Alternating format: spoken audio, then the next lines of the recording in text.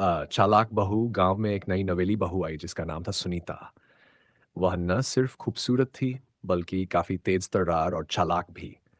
सुनीता के ससुराल वाले उसे बेहद प्यार करते थे, लेकिन गांव में धीरे धीरे उसके नाम की चर्चाएं होने लगी थीं। हर कोई कहता ये बहू कुछ खास है, बड़ी चालाक निकली।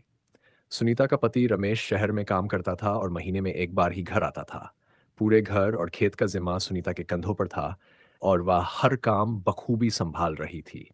पर गांव वालों को उसकी बुद्धिमानी से जलन होने लगी। कहते, इतनी चालाक बहू ने गांव वालों को नाकों चने चबवा दिए हैं। एक दिन गांव के मुखिया को किसी ने कान भर दिया कि सुनीता कुछ छिपा रही है। मुखिया ने अपने आदमियों को सुनीता पर नजर रखने को कहा। सबको शक था कि सुनीता गांव के बीच कुछ बड़ी साजिश रच रही है। सबके मन में एक ही सवाल था, आखिर सुनीता के पास ऐसा क्या है जिसे वह गांव वालों से छिपा रही है। एक शाम सुनीता गांव के मुख्य बाजार से लौट रही थी। वह अपने छोटे से घर के आंगन में पहुंची ही थी कि वहां कुछ गांव वाले उसकी निगरानी करते दिखे। उन्होंने देखा कि सुनीता हर शाम एक छोटे से बक्से के पास बैठती है, जो बेहद पुराना और रहस्यमयी लगता था। बक्सा जमीन में छिपा हुआ था और उसे खोलते समय सुनीता हमेशा चारों ओर देखती, मानो किसी को शक न हो। यह देखकर गांव वालों के मन में सस्पेंस और बढ़ गया। उन्होंने निर्णय लिया कि रात के अंधेरे में वे उस बक्से का रहस्य जानने का प्रयास करेंगे। रात का समय था, पूरा गांव सो रहा था, लेकिन गांव के कुछ उत्साही लोग, मुखिया, हरिया और गांव के अन्य लोग चुपचाप सुनीता के घर पहुंचे।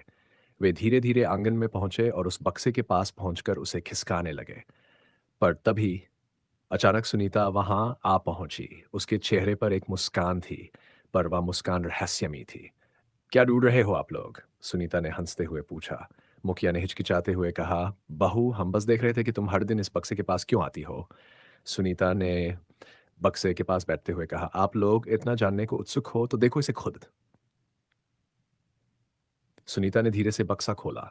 सबकी आंखें चौंधिया गईं जब बक्से से चमचमाते सोने के गहने और ढेर सारे नोट निकले।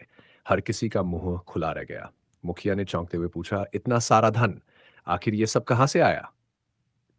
सुनीता ने धीमी आवाज में कहा, ये मेरे पति रमेश ने मेहनत से कमाया है। वह गांव के लिए कुछ बड़ा करना चाहता है। इस धन से हम पूरे गांव में स्कूल बनवाएंगे, महिलाओं के लिए कामकाज का केंद्र खोलेंगे और गांव को समृद्ध बनाएंगे। लेकिन आप सब लोग सोच रहे थे कि मैं कुछ गलत कर रही हूं। गांव वाले शर्मिंदा हो गए। वे समझ गए थे कि सुनीता कोई चालाक बहू नहीं, बल्कि गांव के भविष्य को बेहतर बनाने के लिए सोच रही थी। उसकी समझदारी और दूरदर्शिता ने सभी को हैरान कर दिया। अब पूरा गांव सुनीता का सम्मान करता था।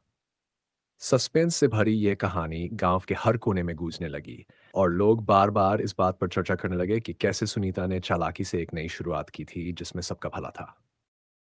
अब गांव का हर बच्चा गर्व से चालाक बहू विद्या निकेतन में पढ़ता था। सुनीता की दूरदर्शिता और मेहनत ने पूरे गांव की तस्वीर बदल दी थी। जहां एक समय गांव वाले उसकी चालाकी पर सवाल उठाते थे, अब वे समझ चुके थे कि उसकी बुद्धिमानी और दृष्टिकोण ने पूरे गांव को प्रगति की राह पर ला खड़ा किया है। स्कूल केवल शिक्षा का केंद्र नहीं रहा, बल्कि गांव की आर्थिक और सामाजिक उन्नति का आधार बन गया। गांव में पहले जहां अज्ञानता और गरीबी थी, अब वहां शिक्षा, रोजगार और उम्मीद थी। सुनीता की चालाकी और सूझबूझ ने पूरे गांव को एक नया भविष्य दिया था। गांव वालों ने सीखा कि सच्ची चालाकी वही होती है जो दूसरों का भला करे। आज हर त्योहार और समारोह में सुनीता का नाम इज्जत और सम्मान के साथ लिया जाता था। गांव के बच्चे जब भी स्कूल की ओर जाते, वे मुस्कुराते हुए कहते, हम उस स्कूल में पढ़ते हैं जिसे चालाक बहू ने बनाया था। सुनीता की इस सोच ने यह साबित कर दिया, किसी भी समाज में बदलाव लाने के लिए चालाकी और दूरदर्शिता का सही इस्तेमाल कितनी बड़ी ताकत बन सकता है।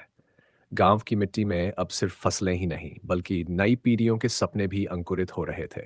और इस सब की शुरुआत एक चालाक बहू ने की थी।